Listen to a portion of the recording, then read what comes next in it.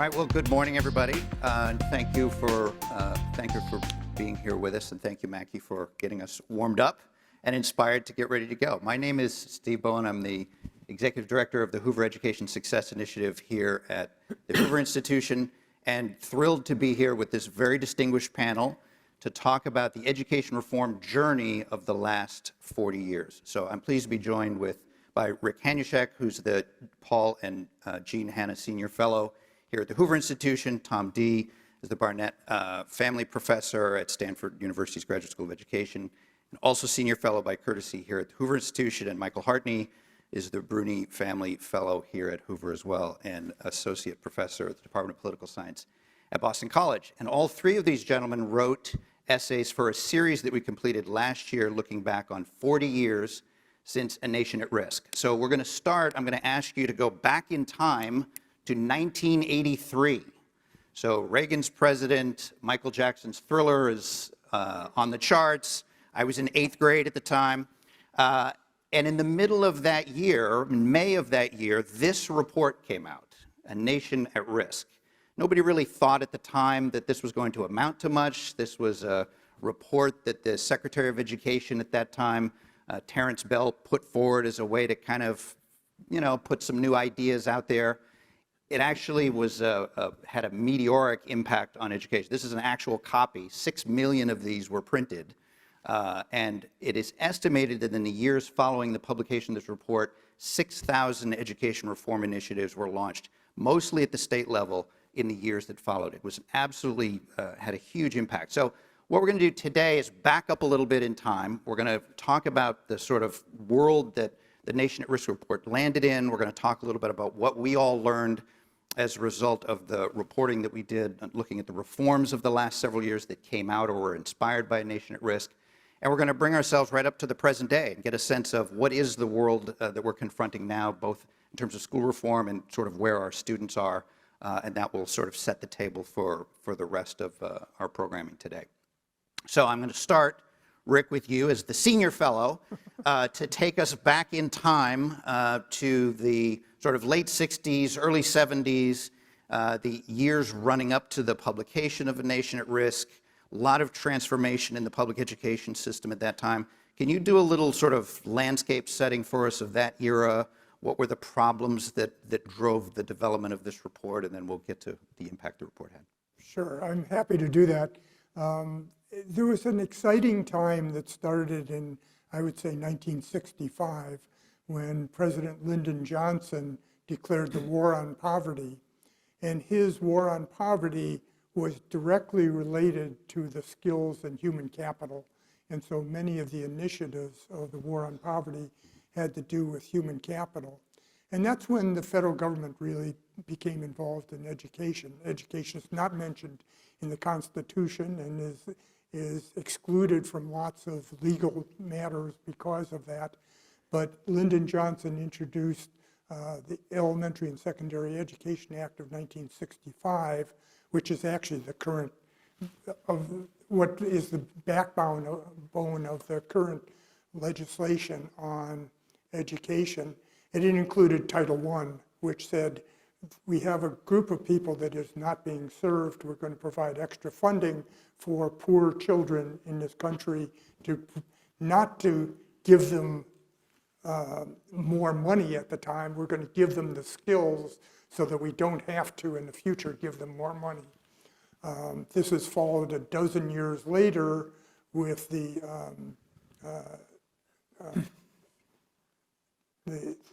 original Special Education Act, which I think was Education for All Handicapped Children Act, which then became the IDEA of today, which was the second major thrust of the federal government.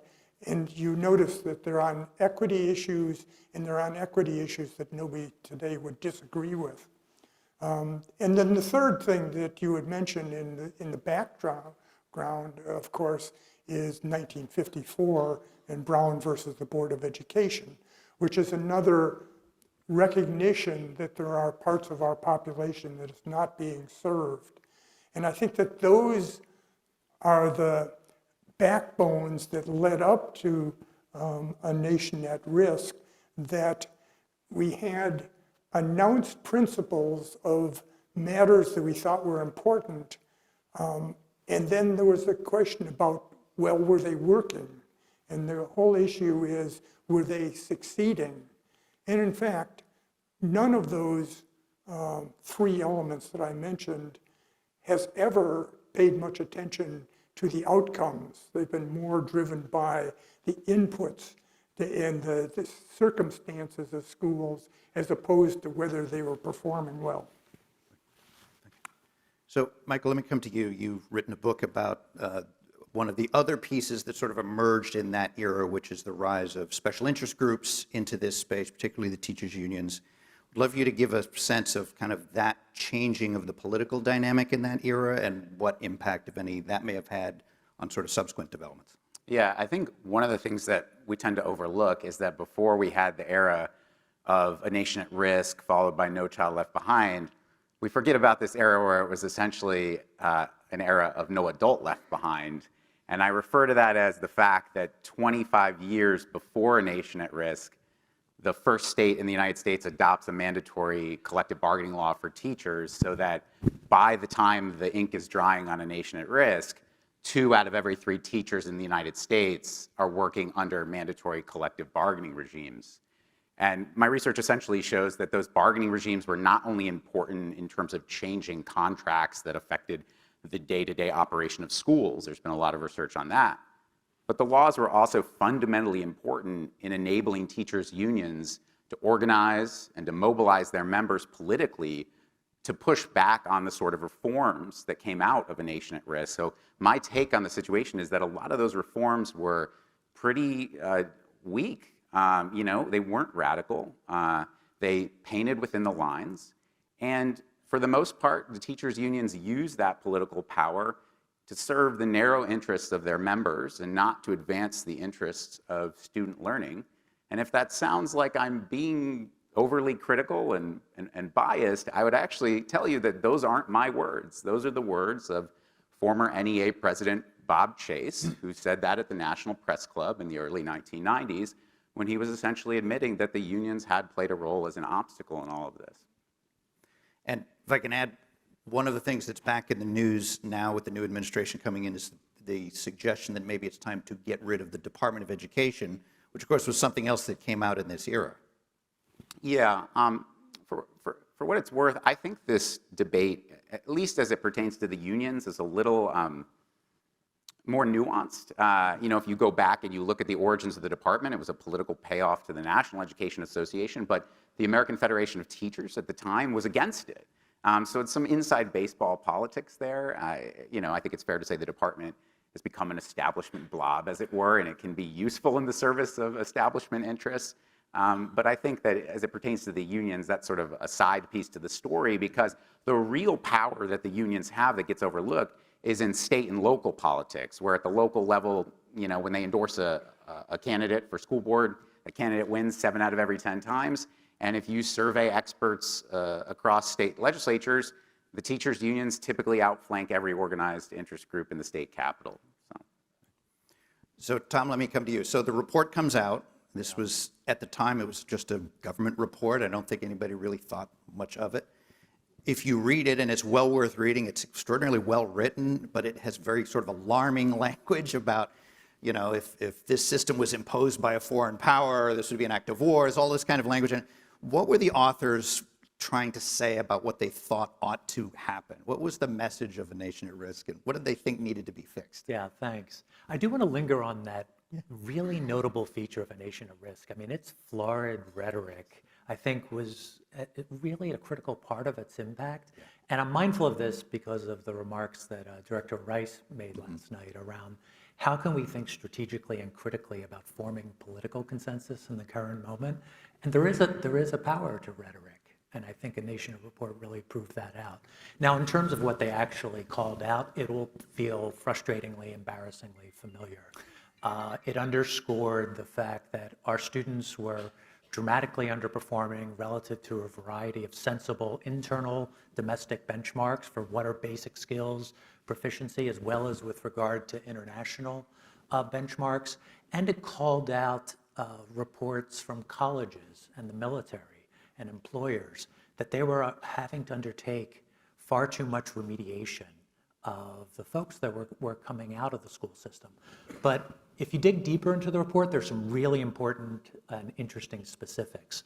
One of the most influential early criticisms from the report focused on high schools and the character of the curricula that was extant in high school at the time. They're calling it a cafeteria-style curriculum, I think is the phrase they use, that it was too diffuse, unstructured, not enough emphasis on core academic content. It instantiated low expectations. There had been a growing movement through the 70s of high school exit exams, but at that time they were really minimum competency exams that were testing skills at something like an 8th grade level. It also pointed out that many students had far too little core instructional time and that teachers were using poor pedagogical practices. And then critically, a third component was underscoring how we were failing to recruit, retain, and support highly effective teachers in the classroom, and to create the kinds of high pay and working conditions and opportunities for professional advancement that would nurture a high-performing teacher workforce. So you'd said at the top, this will be discouragingly familiar, some of this. I mean, is our sense looking back after all these years, did they get it right? Was their argument the right argument that these were the things that needed to be fixed? I think so, but of course, consensus in education can be frustratingly elusive. I mean, to start with what's positive and where I think there's broad agreement, another element of the interesting rhetoric in A Nation at Risk is it hearkened to the idea of building a learning society, was the phrase it used. And this is, we heard themes of this last night, the idea of a society that recognizes the foundational value of developing the capacity in our students, not just for them, but for us, and for really any dimension of social thriving or well-being you might care to identify. When you start thinking about how to nurture that, you invariably come back to education. And so I think there's consensus about that, and among most observers, I think A Nation at Risk articulated a consensus around the importance of academic standards and high-quality curricula and teachers and their professional practices. But it's when you start digging into the specific policy prescriptions that anchor those sort of shared goals that consensus falls apart. And I would argue we're in a position now where the consensus is weaker than it's ever been. I mean, one of the things I'll sometimes point out to people, because it's in our recent historical memory, but is such a contrast with where we are now, is the kind of bipartisan consensus that existed just 10, 15, 20 years ago that allowed Senator Ted Kennedy to stand next to President George W. Bush as they signed the No Child Left Behind Act. Right. We're quite far from that. Seems like ancient history at this point, yeah. So Nation at Risk comes out. It inspires, particularly at the state level. You had a series of sort of reform-minded governors who kind of picked up the ball and ran with it.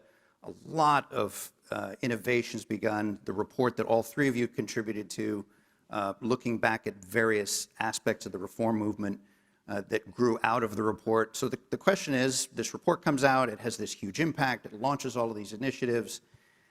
I guess the question is, and what we tried to explore in our report is, did any of it work? Like, did we solve the problems that the proposal or the series of proposals in the report asked us to try and solve it? So Tom, let me stay with you. Like, what's your sense of, did it work? It got out there, it launched a bunch of these things. Did they work? Did some of them work? What's our kind of consensus about that? Well, in one sense, I mean, the impact of the report has been extraordinary. I mean, it is the iconic defining document for this entire generational era of educational policy. But if we're really going to be honest with ourselves, I mean, we have to conclude that its summative effect has been at best to make our education system a little less disappointing than it was a few years ago.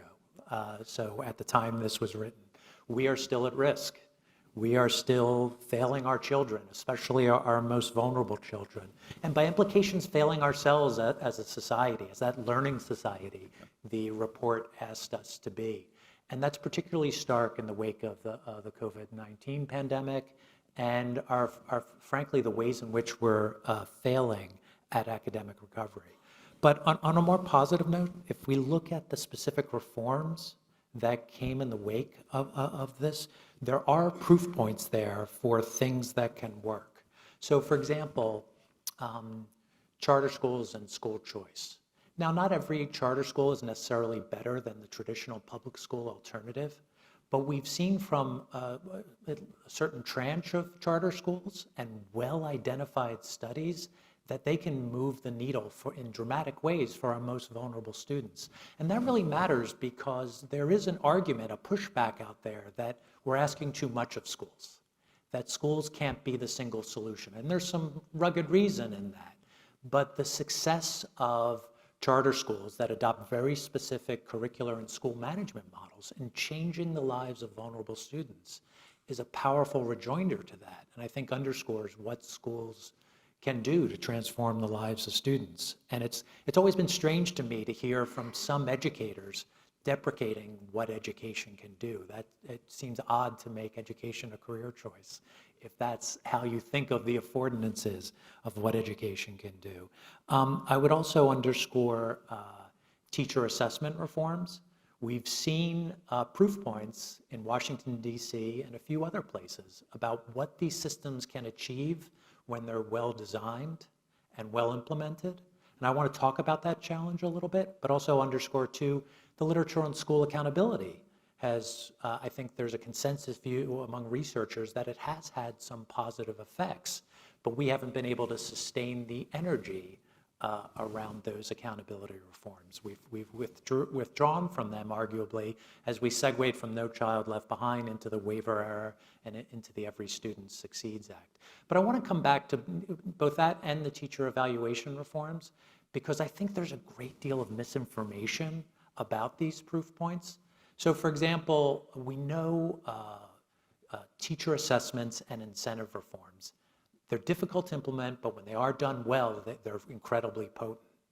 In the wake of early success in places like DC, we saw some national efforts to scale these. So for example, the Teacher Incentive Fund was a stimulus-funded program from around 15 years ago that tried to replicate some of those successes. And the Gates Foundation funded expensive efforts, and they didn't work. Now, many people, I think, had some motivated reasoning in looking at that and saying, well, see, these reforms don't work. But I think a more careful reading of that is that they weren't able to even implement those reforms well. To assess teachers, you need data systems, you need clear rubrics, you need clear communication of expectations. And if you look closely at those initiatives, they were never able to achieve that, and really never, often didn't even make consequential personnel decisions based on that information. So, so we've learned these reforms can work, but I think we've also learned they're not just political, they're operational and logistical challenges to realizing their vision. The whole implementation. Yes. Yeah.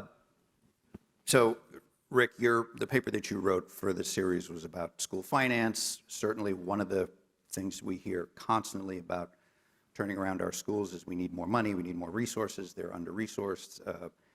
You wrote in your paper that with the single exception of a dip in revenues that resulted from the 2008 recession, real per pupil spending, inflation adjusted, has risen steadily for more than 100 years for K-12 education. 2019, you said we were spending 4 times, in real dollars, what we were spending on schools in 1960.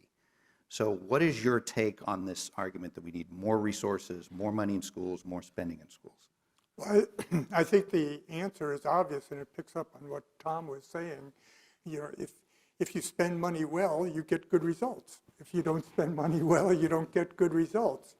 So much of the arguments about spending more money is immediately converted into let's raise all teachers' salaries, because if they are paid more, they'll do better.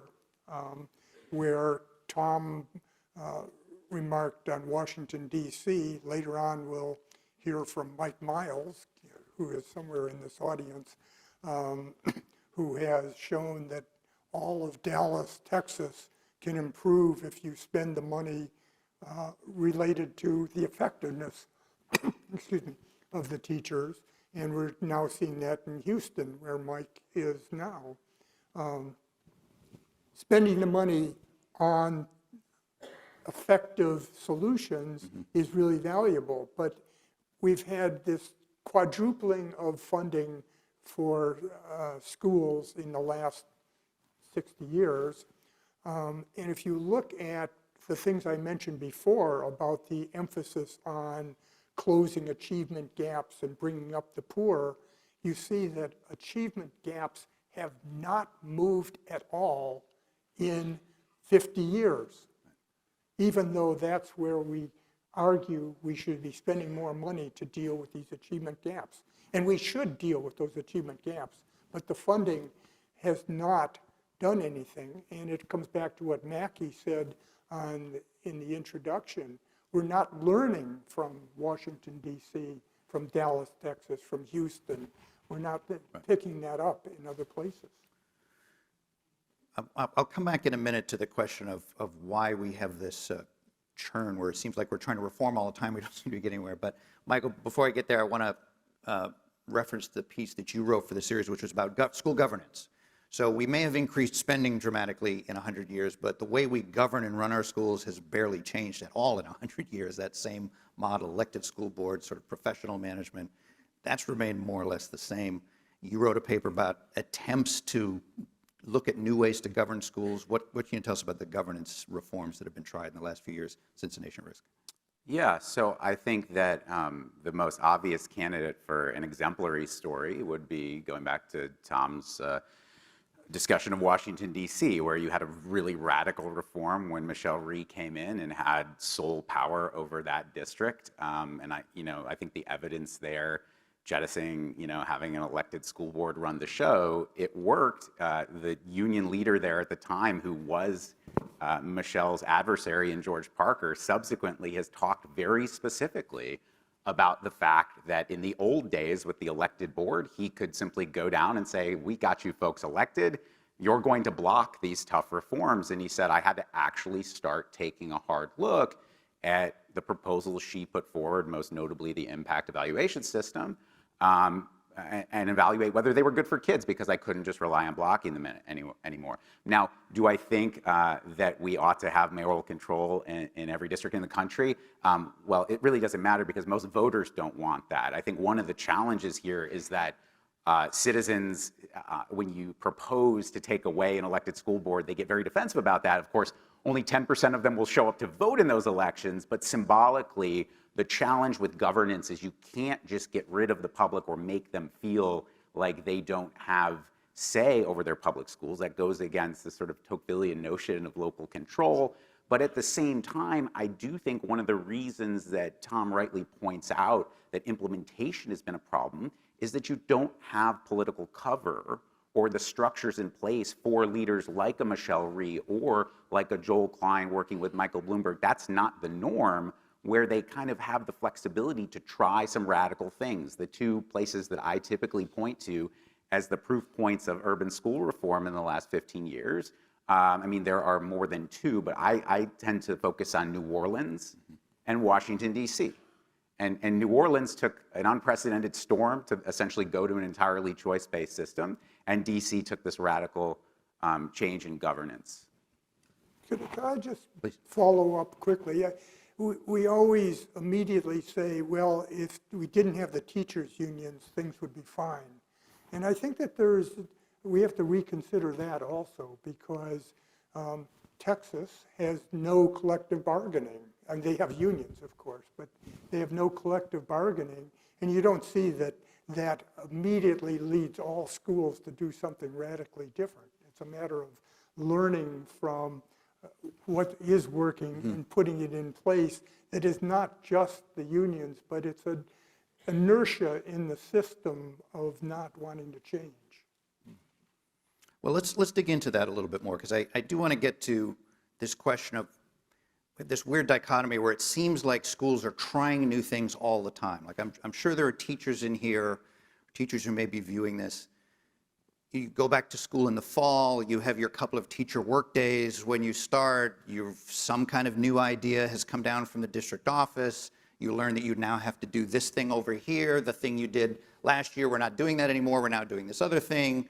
There's a new governor gets elected, a new state board. They want to launch. It seems like there's just this incessant churn of reform. And yet, to your point, Tom, like it doesn't seem like we're making headway. Is it the not learning piece? Is it the sort of kludge of governance? Like, what is it that's getting in the way of really transforming these schools? Why is this so hard to do? Well, I think there are multiple components to this. I mean, one is that we aren't as good as we should be at identifying what works. Even 20 years into IES, that's still very much the case. There are many dimensions of teacher practice that rely on anecdotal evidence or folk wisdom. And to give you one illustrative example, I know many people in the room are probably familiar with the debate over the science of reading. And this is just a classic example where there's pretty good evidence about how to teach kids early literacy, yet 75 to 80% of teachers of young children aren't doing it. So if you're not familiar with this, I can give you an example just from looking at the screen that's above here. If you wanted to teach a child how to read the word education, a validated method would be to break its constituent parts into syllables and phonemes and support them in learning that. I remember being in first grade having teachers clap out the syllables, education. But there's the way teachers are taught to do this is based on a more romanticized view of children as natural learners. We don't have to be so didactic. We just need to make them be attentive to the cues that surround them. So teachers instead would be trained to, well, look at the picture. What do you think that word is, given that there's a picture there? And the student might say, I don't know, it looks like a book or a building. I see a tower. Is this a castle?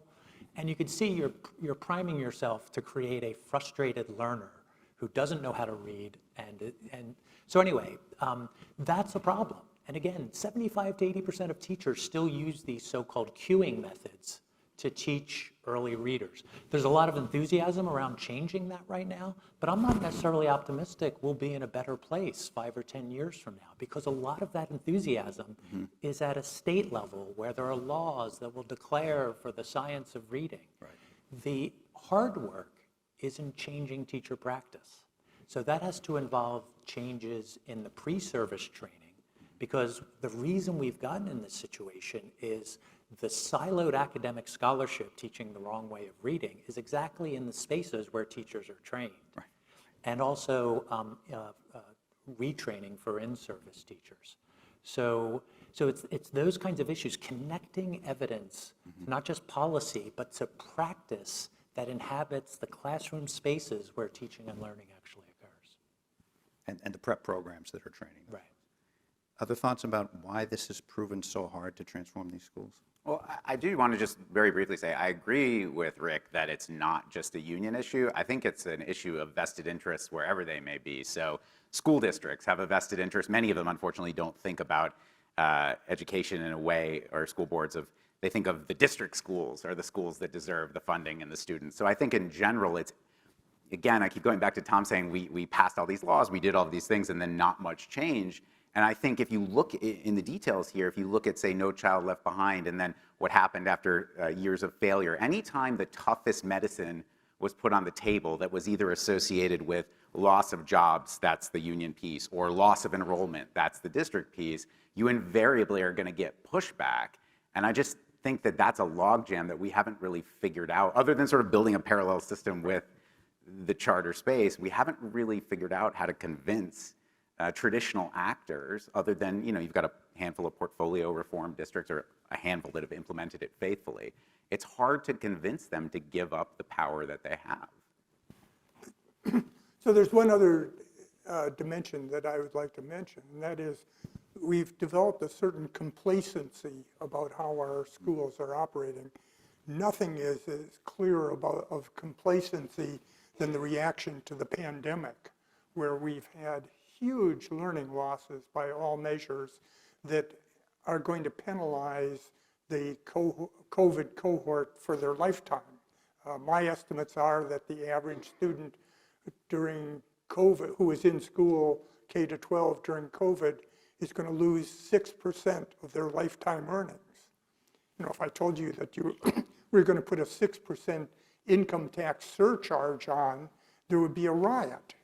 We've seen it in Kenya, the kind of riots we would get in the US.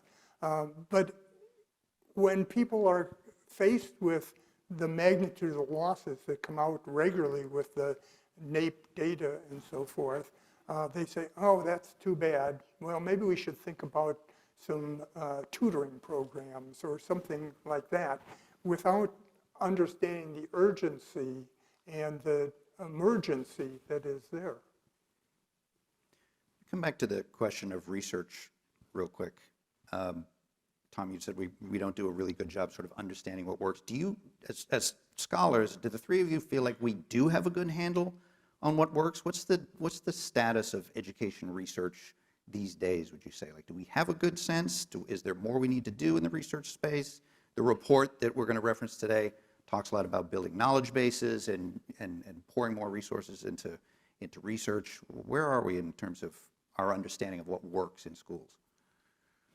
I would say in some cases, the science of reading being one example, we do have quite strong evidence, but there are many other folk practices that are popular among Folk teachers. practices? Yeah, yeah, that aren't really validated by evidence. So I've been working a lot of focusing on curriculum and pedagogy recently, and in particular, both math and reading. And I learned recently there's a very popular practice among early math instructors when they're trying to teach basic numeracy called subitizing, where instead of just asking a child to count 1, 2, 3, 4, 5, they might show them an array of dots and have them arrange them into groups and think about what they might sum to. And there's some qualitative scholarship that suggests this might be very effective, and indeed it might be. And it's popular, it's a popular part of teacher training. It has not been evaluated, though. So there are important examples like that, very granular ones that, again, are in those spaces where teaching and learning occurs that just don't have an evidentiary base. And I know people always hate the reflexive analogy to medicine, but it's an apt one. Think about what happens when you go and meet with a doctor. You're sitting across someone who has been highly selected as a capable person, who's gone through rigorous, expensive training, based on a corpus of largely high-quality evidence, and is there to interpret that evidence for you in your context. Can we really say the same is happening for teachers? I really don't think so. So there are two different ways to look at the research evidence that exists. A lot of the research evidence is very micro-granular and detailed on do this and you might get the result of this learning. At a larger level, there is no dispute within the research community about the power of effective teachers and the importance of having an effective teacher versus an ineffective teacher. There's also little dispute, although it's largely ignored, that Washington, D.C. made dramatic changes in the way they evaluate and paid teachers and got results in terms of student learning. There is no result in terms of Dallas, Texas, that did away with the traditional experience and degree pay system. And in fact, the whole system did better. And if you focus on the poorest schools, the most needy schools, that you can change those schools and bring them up dramatically. There's no dispute in the research about that. And so it's not a matter of research, it's a matter of implementation in some sense. Can I add on quickly to that too? I think there's an important point about DC that we sometimes forget. We only know about its impact, the impact of impact, through a kind of historical happenstance. The program's first year was the 2009-10 school year. By the fall of that year, the mayor had been voted out of office. Michelle Rhee was poised to resign, and many people thought the reforms were dead letter law, and the incentives it created correspondingly had no impact then. It was just a weird and almost accidental political alignment that led the Mayor Vincent Gray, who was an opponent of impact, and Kaya Henderson to keep the system. And it was only then, once the system was more politically durable, that we saw the incentives it created start to drive felicitous outcomes Actually make things for happen. teachers and students. So I think there's a general lesson here that, we have such a turnstile of superintendents and political leadership and a churn of reform, many of which may be effective, but they wink in and out of existence like subatomic particles before we can even understand what their impact might have been. And so I think that's something else that really confounds the learning agenda we need. Right. Lack of patience on the part of policymakers to let things grow and time. Okay. I want to be sure we have some time for questions, so be thinking about questions. But I want to bring us up to the present day. So, Rick, I'm going to start with you. You have spent a lot of your research time over the last couple of years looking at the impact of the COVID closures. You wrote a paper for Hoover about that. Tell us a little about sort of and you mentioned this before briefly, the economic impact that we're confronting if we don't do something really dramatic here to turn schools around. Well, if you look very narrowly, we have consistent, widespread evidence from both international tests, from the NAEP test, and from some of the state tests about the fall in learning relative to kids before the COVID. Now that's a little bit crude, but it actually is not all that bad. And the average student is going to lose 6% of his or her lifetime earnings from that loss, unless it's corrected. Now, we still have a time to correct it while kids are still in school, but we've already lost some 20 million kids who have left the K-12 system. And once they're out of the K-12 system, there's very little way that this learning loss will be taken care of. The colleges adjust to having somewhat poor inputs and just change to build on that. The magnitudes of the national impact are so stunning that nobody ever believes me. But if you look internationally, you see that the growth of nations depends upon the quality of its labor force, something that essentially no economist disagrees with. And what you see is a lower quality labor force in the future because the kids aren't learning as much. If you add up all the losses and effects on the nation as a whole, you're talking about something like $30 trillion. And nobody quite knows what $1 trillion is, but you can understand that that's like closing down the economy for 1 year. That's what the loss is, and it's spread across the future. One other way to look at this, it's 6 times the total cost of the 2008 recession. We think of the 2008 recession, we always go back to that, the Great Recession. We're going to lose 6 times that amount. The difference here is that we don't have to lose it, actually, because while the 2008 recession happened, we had the unemployment, we had the lost productivity and so forth. With the learning loss, we have a chance to come back and take care of that learning loss to bring the kids back up. But if we just get the kids back to the schools as they were in March of 2020, we will not take care of any of those problems. Just getting back to where we were leaves these deficits permanently. And that's what we're seeing in the NAEP results and so forth, that we're struggling to get back to where we were in March of 2020, as opposed to making the schools better.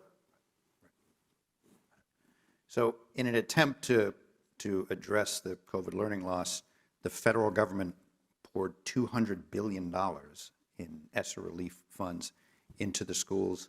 Michael, do we have any sense of, I know that money's still being spent, a lot of it, and there has been a lot of research done. And we do have a good sense of what districts did with the money. Did it have impact? Should we have hope that we're going to at least get somewhere back to where we were? Or what do we know about the impact of attempts that were made to address learning loss. Yeah, I'll let Tom talk about the positive, the one sort of positive example I think that's come out and worked.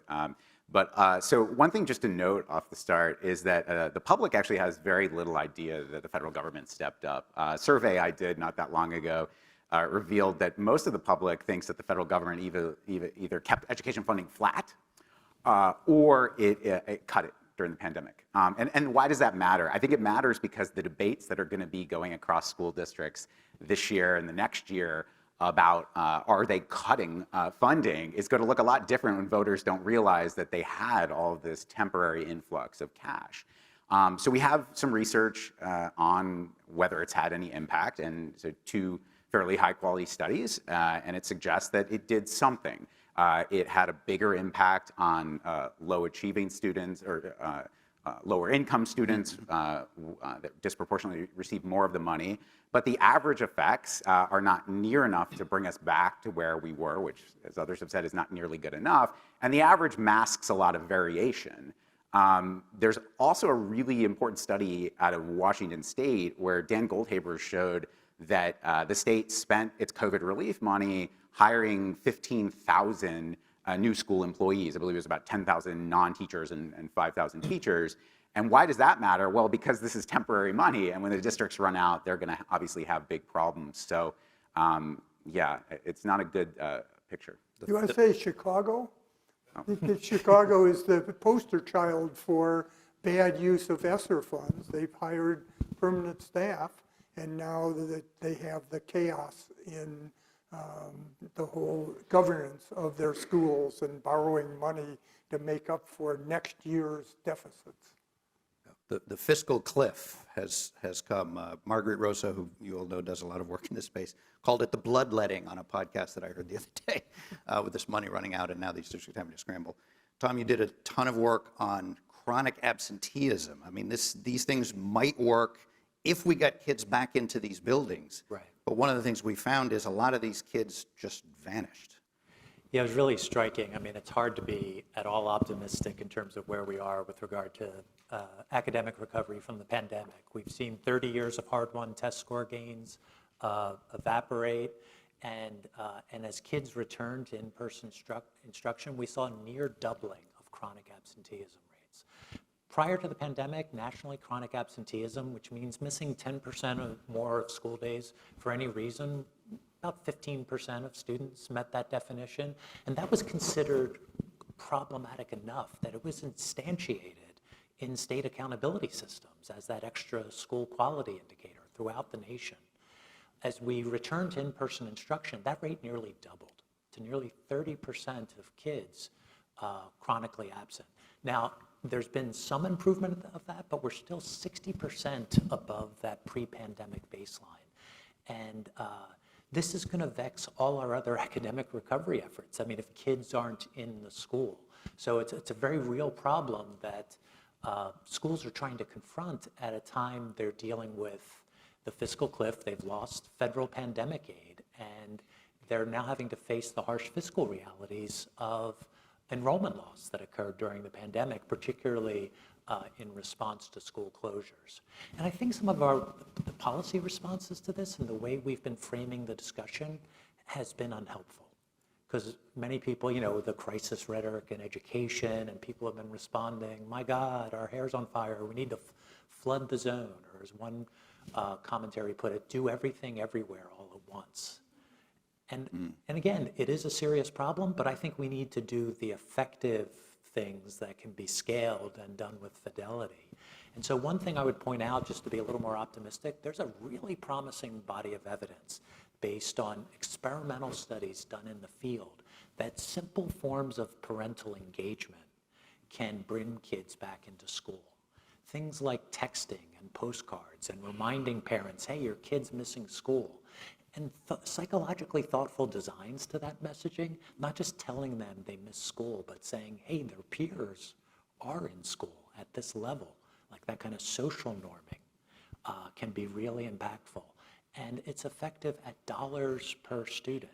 So that's the kind of thing where I think a well-functioning system would have flooded the zone with that kind of capacity for schools. And many schools are doing it, but too many aren't.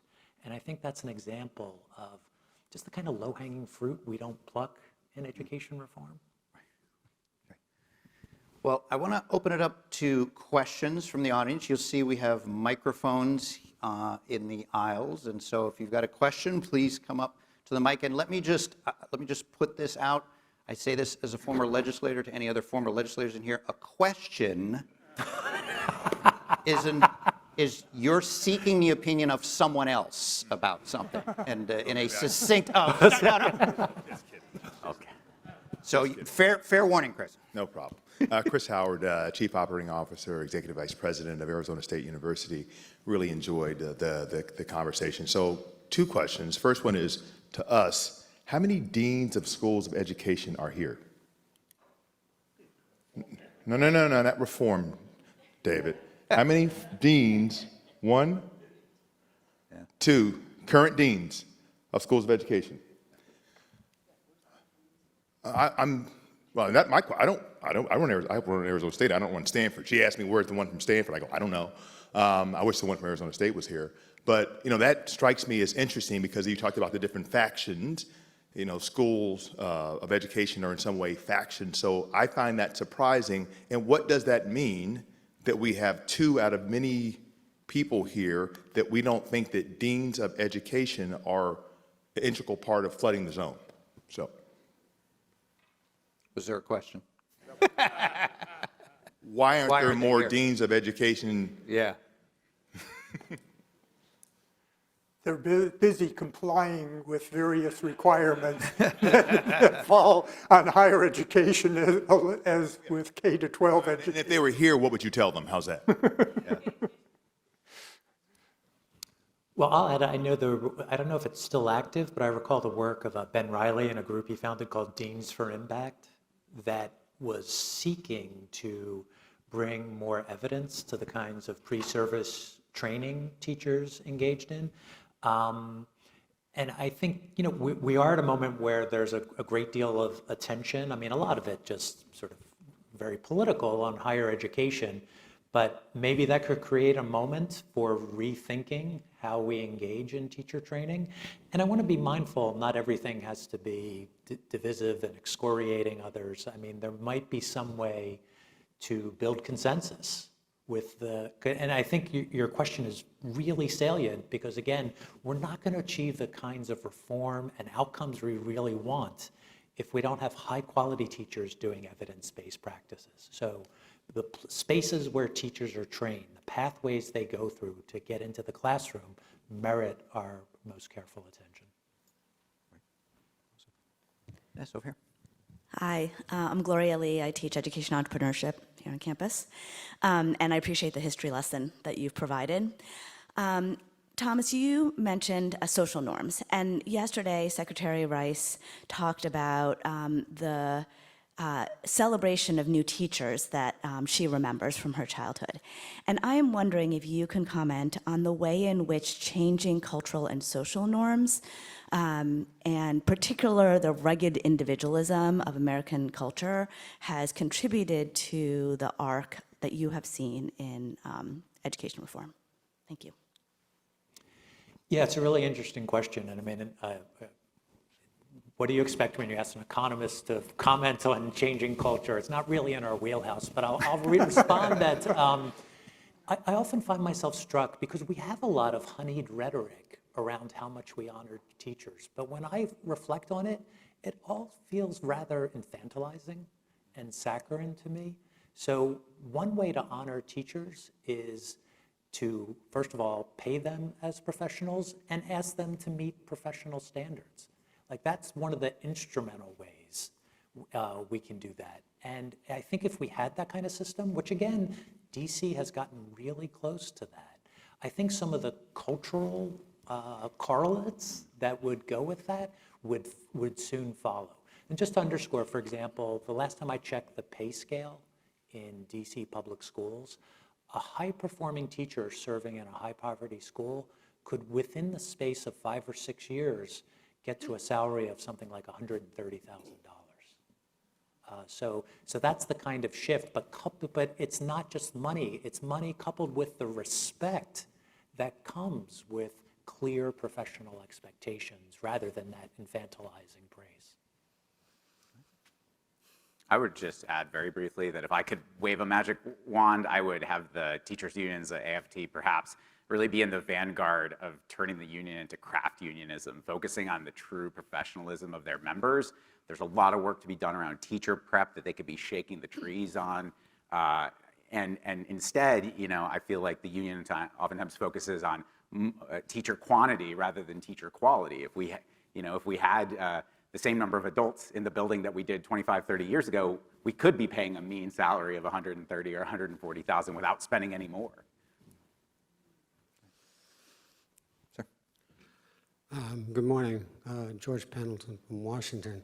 I'm going to follow the directive of my host, Mackie, and invoke imagination here.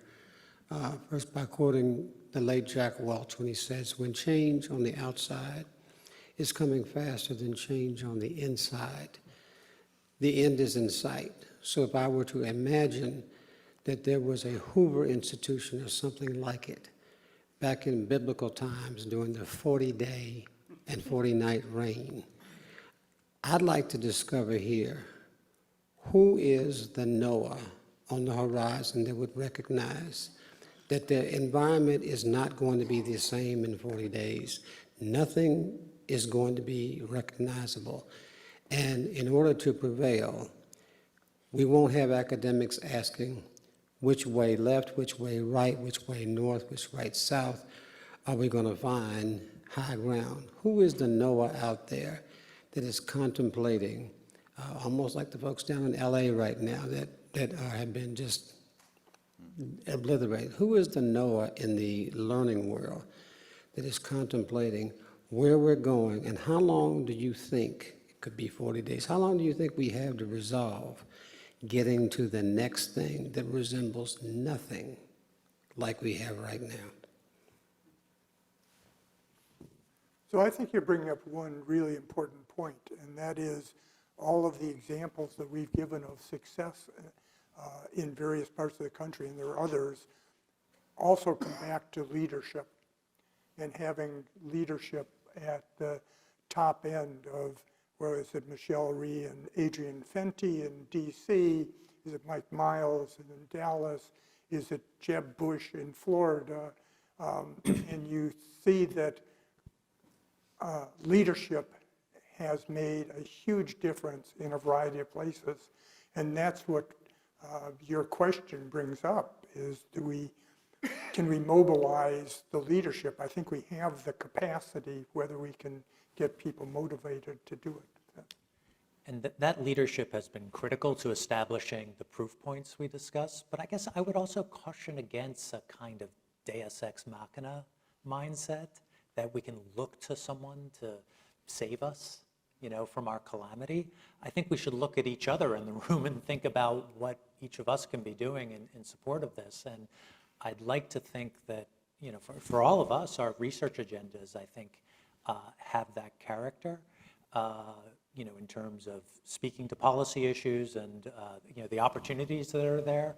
So, the challenge is how to create many Noahs and do that sustainably and at scale. Can I actually ask a related question? One of the things when the Futures Group was working on the report, early on there was discussion about national leadership. Where's the national leadership on this? And we know from the reform history that, as you all said, a lot of these reforms were driven by governors, especially in the years right after Nation at Risk. It was Bill Clinton, all these governors that really tackled this. What kind of national leadership do we need? We're going to have a new Secretary of Education under a new administration. Should we be looking for some type of leadership from D.C. consistent with this message about how we need to transform? Or is it, as you said, Tom, folks in this room, other leaders in our communities, leaders at the state level? What should we be looking for from Washington?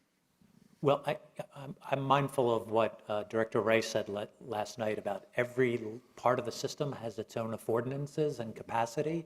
So when I think nationally, one of the things I very much want to sustain is our assessment infrastructure, because we're not going to understand our problems if we don't have the data to guide it. And we're seeing why that national infrastructure is so important as a number of states kind of game the testing systems they have internally in ways that try to make the problems of academic recovery evaporate. Great, next question. Hi, Julie Dixon. I'm a civilian with a particular interest in reading. And I want to go back to that first question about the university schools of education. Are you looking at their curricula and studying that? Lance Izuma speaks around California, and he says that they're not being taught phonics. So he's with teachers who they're trying to teach that look at the pictures kind of thing, and it's not working in elementary school. But they were not taught how to teach phonics. Is this true? Are you seeing that? It is true, and to be honest, it's so striking to me because it suggests we are failing on a mind-numbing scale. For a generation, we've been teaching this foundational academic skill poorly. The state of California recently had some legislation under consideration to declare for the science of reading, and the teachers union spiked it. Mm-hmm. But there is an example within California about how to do this right. There was a lawsuit that was brought by civil rights groups against the state because not teaching kids how to read was seen as a civil rights issue. It's often framed that way. And as part of the settlement, the state made $50 million available for targeted intervention in around 70 of the lowest performing elementary schools. And somehow this program got well designed in a kind of interesting way, and that I think has implications for how we think about school improvement more broadly. They set up the program so that there were clear guide rails aligned with the science of reading on how schools could spend the money, but then asked schools to take ownership through their own literacy action plan. And we see some evidence that that both changed teacher practice and drove improvements in student outcomes. So I want to come back and add one other question, though, about what the schools of education are doing. Come back to Chris's original question. There's not a lot of evidence that schools of education do better at producing teachers than non-schools of education. So we have Teach for America, we have all kinds of alternative certification programs and so forth that appear to do almost as well, if not better, than schools of education on average. That's not to say that there aren't good schools of education and ones that do better at phonics and so forth, but I don't think that's the place I would naturally look to make radical improvements in the schools by radically changing schools of education, because I don't think, first, that they change very much or readily, and secondly, that they, even if pointed in the right direction, they would get there. Thank you, and Tyler Kramer again. One question I have, and it actually follows exactly this, is that one of the major differences between, obviously, the medical profession and the legal profession, and perhaps the teaching profession, is professional responsibility and professional accountability, personally. I note, okay, Lucy Calkins was sued this last month in Massachusetts, personally, okay? I understand that teachers in South Carolina can be sued personally, and that the district will not cover their legal expenses. Having had a partner who was sued for $52 million and went through hell for a long time, I can tell you that it's a scary thing for a lawyer. My question to you is, when are we going to have personal accountability and for the professional responsibility within the system? And is that a motivating factor in what I assume we're going to hear for the rest of the day? I'm not sure that the legal system is the way to improve our schools. We have a fair amount of experience with the legal profession not doing particularly well. I think that personal responsibility, my definition of professional is one who is willing to be held accountable for their performance. And by that simple definition, we're not doing that now. We don't have professionals, and it's not paying all teachers the same as accountants that's going to make them professional unless people take responsibility for their performance.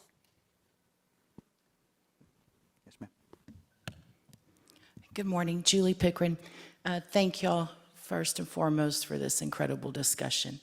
But as someone who has written or advised education policy for more than half the states in the United States of America, there's been a lot of discussion around the teachers' unions.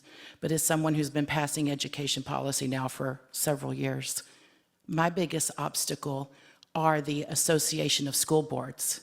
The National Association of School Boards, our State Association of School Boards, basically what it boils down to is taxpayer-funded lobbyists who are working in conjunction with the teacher unions, who are training our local elected officials and even sometimes our state elected officials on the importance of social issues and leaving education in the dust. So have y'all done any studies around the impact and the professional development that these taxpayer-funded lobbyists are providing? Yeah, I want to thank you for this because I think this is really underappreciated. When we talk about research to practice gaps, we invariably focus on teachers or school staff, but not the governance structure that is often driving what's going on in schools. I mean, we have 13,000 or so school districts, school board members who are community members don't necessarily have a good sense of what works in education. So there's a really important learning opportunity there that I think isn't a part of the discourse in the way it should be. Thank you. Please. Hi, my name is Gabriela Mitchell. I'm a retired teacher, elementary, for 28 years. Thank you, panelists. I think that, yeah, your support, I'm really, it's a vested interest for all of us here with education and the state of education. I just want to add, from my experience, that we have had the Common Core for reading and math, because we've talked about both here, and that has brought an elevated level of quality into education. I also want to acknowledge that I've read that there was one professor from Stanford on the Common Core panel for math. So I want to applaud you for those efforts. And like today, I can see that you have this forward thinking around education. So I think that when we look, I just want to show when we look at reform, that we do, look at the whole picture in the sense of that education, there is more quality there because of the Common Core, and I will just tell you because I was in there. In the classrooms, I taught second grade for 24, first for 1 year, and fifth grade for 3. So I've got a range of, experience here in elementary. And I was able, because of Common Core, math, I was able to have my kids become proficient in math. And so, I came from a low-income school, but then I ended retiring from a higher-end school. But, we still had, the gaps. But because of the Common Core, we were able to close them. But having said all of this, there was a lot of pushback with the Common Core math, not with the reading. The end came with the math. And it is more rigorous, but it works. And I'm just here to tell you. And so what I had to do is I had to do a lot of my planning around that for math on my own. Okay, so there's a lack of a plan of how to teach teachers how to do this. Mm-hmm. And the same thing with the reading. So it's the whole gamut. So there needs to be clarity. So I want to mention all of this because I think it's very important when you have a clear plan that you're looking at the parameters that are on the ground, So, and then the other piece that I wanted to address was that, I think that having all these mechanisms in place, I think will take us, further. I also heard about funding, and the funding, I saw that there was a lot of funding, I saw in manipulatives, because we had very little manipulatives. I had to, out of my pocket, spend for manipulatives. But I did see that change, after 7 years of implementation, 2017, I saw that schools were investing more on the manipulatives for the math. That was good. But for the reading, when I went to that more affluent school, the PTO provided a lot of extra funding for me to have a library in my classroom. That wasn't there for the lower income schools. So all of these little, nuggets of experience that I've experienced, I just wanted to share. So thank you. Thank you. Can I actually ask a question off that? Common Core was, we haven't really mentioned it, it's one of the major reform initiatives since A Nation at Risk, the idea that we would build a common set of standards across the country. And the point was raised, I mean, it's still in place in most states, but there certainly was a lot of pushback. Is there lessons learned from the Common Core experience around how we do reform well? What are the things we need to watch out for? I mean, Common Core is there something to learn from that experience? Well, I would say, first of all, it underscores how the political divisiveness has grown. It began as this shared bipartisan effort and then sundered in this very partisan way. And it underscores the challenges we have about implementation, getting teachers to have the right sort of practices, et cetera. I'm broadly in alignment with the principles of the Common Core state standards, but I also would want to flag it became in some places a kind of Trojan horse for bad ideas. And Exhibit A would be the 2014 math reforms in the San Francisco School District. You know, as part of their Common Core math reforms, they essentially made it impossible for 8th grade students to take algebra and delayed them all to taking it in 9th grade. And we've seen, and they've since rolled back that reform just in this current academic year. But it was harmful to kids. We saw a substantial reduction in the share of San Francisco students that were taking up calculus and did nothing to improve equity in advanced math. So they're good principles, but you know, as with anything, it's all implementation. And attention to the details. Yeah, I just want to connect Tom's point about the politics here to something you asked earlier about Washington's role.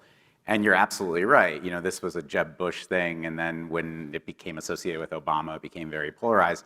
We've now seen this happen twice. We saw it that reopening schools in May of 2020 was not a partisan issue, and when President Trump was out there very forcefully in July saying reopen the schools, it became very partisan. And where I'm a little worried right now headed into the new administration is if you look at the data on support for school choice, it actually remains certainly much more bipartisan than other issues. And so I know the administration's going to come out probably with a federal proposal. It's probably going to be the case that the issue becomes more polarized if it's something that you hear a lot from the administration and it becomes associated with Trump. I don't know if there's anything that can be done about that, but we're seeing history repeat itself. Can I bring up two quick points that relates to your comments from a teacher?